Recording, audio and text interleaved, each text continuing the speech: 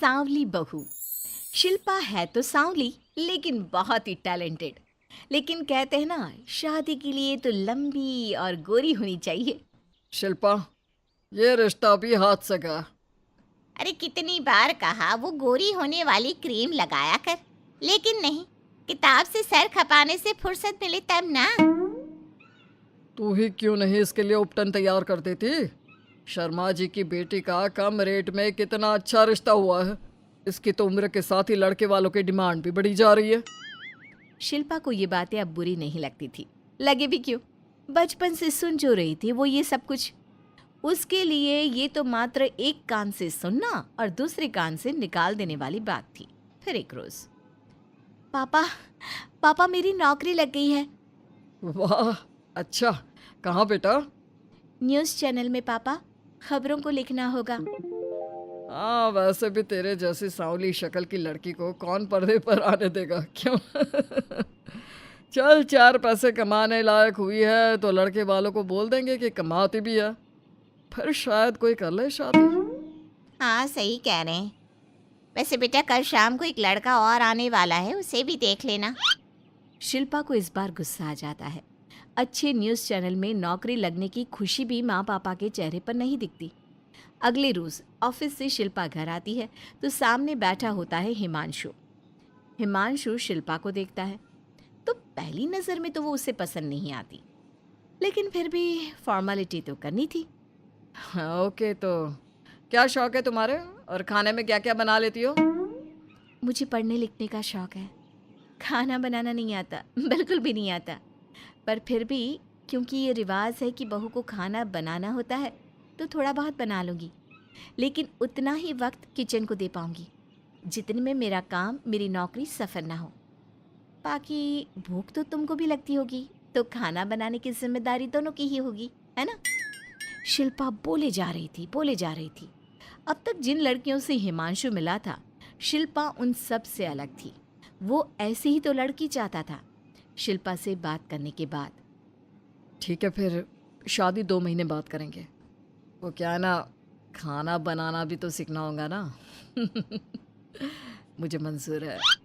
शिल्पा को भी हिमांशु अच्छा लगने लगता है। दोनों की शादी हो जाती है, लेकिन शादी के बाद से ही हिमांशु का परिवार शिल्पा के रंग को लेकर कई बातें बनाता। क्या बात है हिमांशु, क्या कमी हो गई थी जो ऐसी काली सी बहू ले आया? काली काली तो नहीं है। हाँ, मेरी शिल्पा का रंग हल्का सांवला है। वैसे आप तो कृष्ण की भक्त हैं, जानती है ना, उनका रंग भी सांवला था। अब सांवले रंग के कृष्ण की पूजा, तो सांवली मेरी बीवी खराब कैसे? बात तो सही भी थी। क्यों सांवला रंग खराब माना जाता है? शिल्पा पति का तर्क सुन रही थी। थोड़ी देर के बाद, क्या बात है, शब्दों का जादू आ गया। क्या तर्क दिया आपने सांवले रंग के समर्थन में? तो क्या तुम ही पत्रकार हो? अरे तुम्हारा पति भी कम नहीं है। शिल्पा रोज एक नई तरक्की छू रही थी। कभी विदेश दौरा तो कभी बड़े बड़े लोगों का इंटरव्यू। एक दिन, सुनो, आज का दिन बहुत खास है।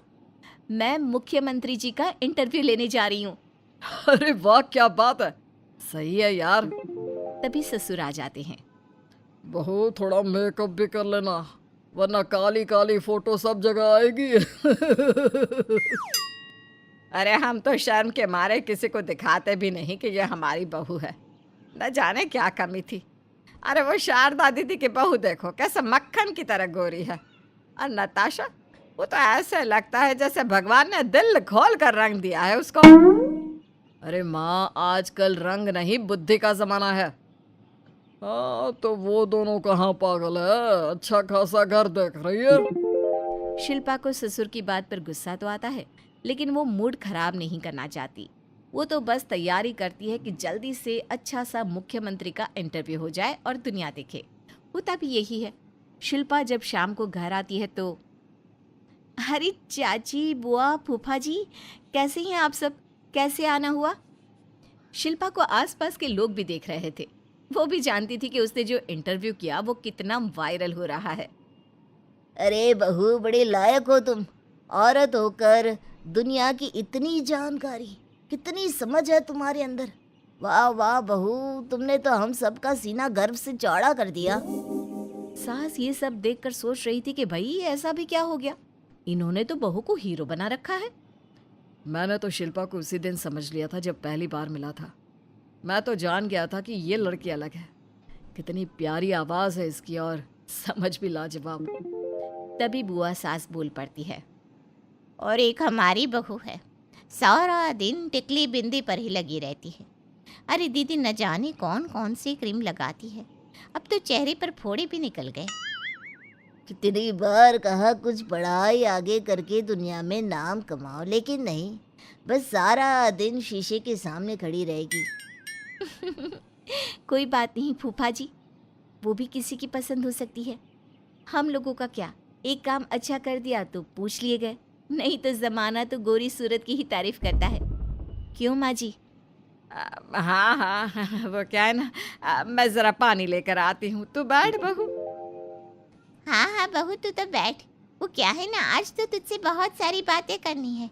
ये बता, कैसे दिखते हैं मुख्यमंत्री जी सामने से? जैसे टीवी में दिखते हैं वैसे ही दिखते हैं क्या?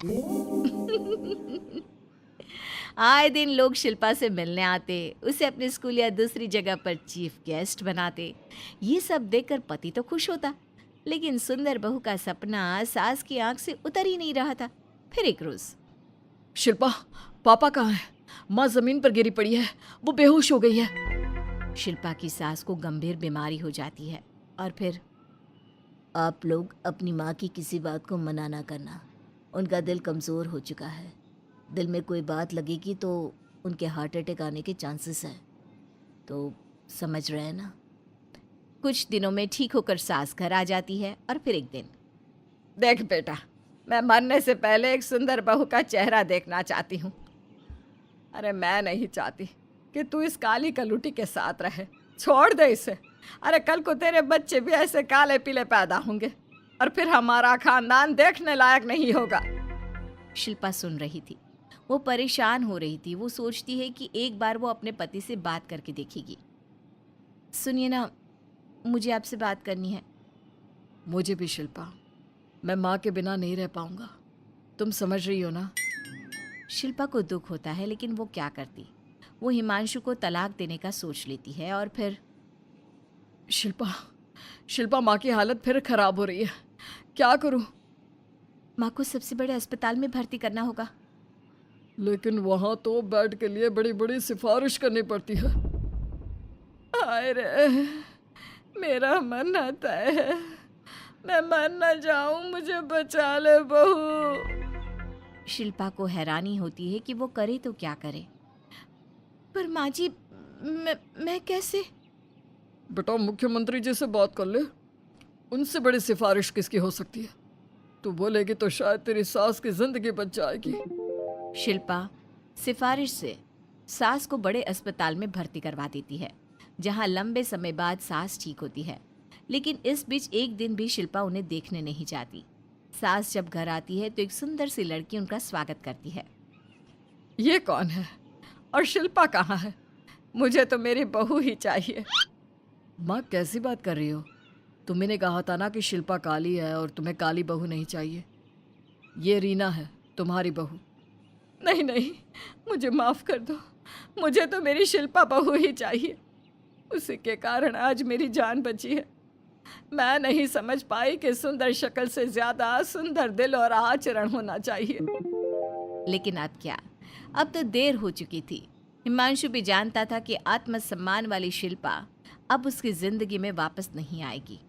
अब तो शिल्पा को वे लोग बड़े बड़े चैनल की स्क्रीन पर देखते और अफसोस करते। शिल्पा चाहती तो कभी तुम्हारे लिए सिफारिश नहीं करती। अब तो आसपास के लोग भी घर नहीं आते। लोगों को लगता है कि शिल्पा ने हम लोगों को छोड़ा क्योंकि हम उसके लायक नहीं थे। सही बोल रही है माँ, हम ही तो उसके लायक नहीं थे। शिल्पा जैसी समझदार, पढ़ी लिखी, दुनिया की समझ रखने वाली लड़की को मैंने छोड़ा, सिर्फ आपके कहने पर। अब ये गोरी लड़की आपकी बहू हो सकती है, लेकिन मेरी बीवी कभी नहीं। हिमांशु वहां से चला जाता है।